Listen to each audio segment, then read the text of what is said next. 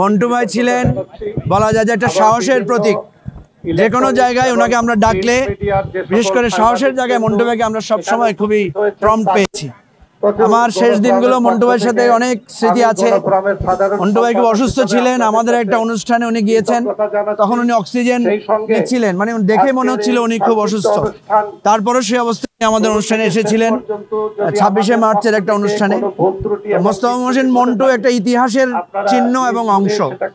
বাংলাদেশ দীর্ঘদিন মন্টু ভাইকে স্মরণে রাখবে এবং মন্টু ভাইয়ের যে সাহসী এবং প্রতিবাদী কণ্ঠস্বর, সেটা যুগ যুগ ধরে গণতন্ত্রের রক্ষার জন্য, স্বৈরাচার বিরোধী এবং বৈষম্য বিরোধী সংগ্রামের চিহ্ন হিসেবে থাকবে।